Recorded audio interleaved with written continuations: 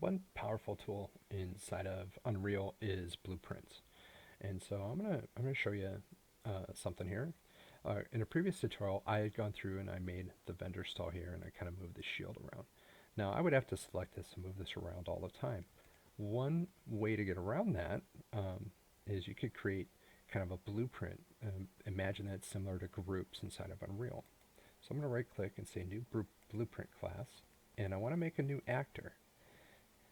Unreal has great pop-ups. They're very useful. I'm just going to click actor here, and now it says blueprint. So I'm going to do BP underscore vendor. I'll call this one vendor A, just in case I make multiples. There will be A, B, C. So if I double click on that, it's going to open up the vendor. Oops, I kind of popped that in, didn't want that. There you go. Make this a little bit bigger.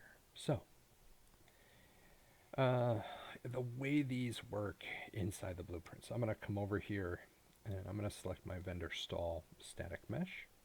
I'm going to add a component, and you see static mesh actually has the vendor stall. So now if I hit F, it kind of zooms out and you can see it. And now I could go through, and if I go to where my shield is, I can select that shield model, and I can say add component.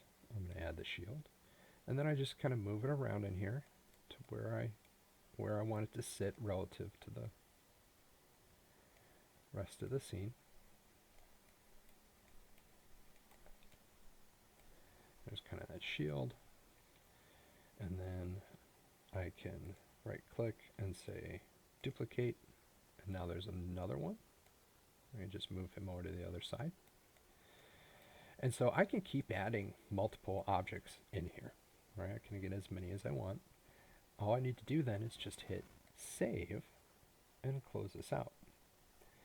So then if I come back down here to vendor, you'll see there's this BP vendor. If I click and drag that in, there he is. There's that vendor, right? And so all those pieces are on there. Now those shields are one-sided, right? So I need to either go in and put a shell on it inside of 3ds Max, which probably would be the best way to go, or make a variant material that's two-sided. But the point here being, you can go through and you can set up an object like this as a blueprint. Now the thumbnail saved weird. If I open it up, it doesn't default to the viewport. I need to come over. There we go. There it is. I'm going to hit save on that again. Alright. Don't know why the blueprint looks weird, but alright. You could always go in then and you could duplicate it if you want to have a variant version. And then maybe in the first one, we'll go through and we'll just get rid of one of those shields and save it. So maybe this one only has one shield inside of it. Right. And maybe we'll just move it so it's kind of not sitting there flat. It's kind of sitting kind of over in the corner like this. Alright, and then just save it. And there it goes. And see, when I save that and update it inside there, it updates it everywhere.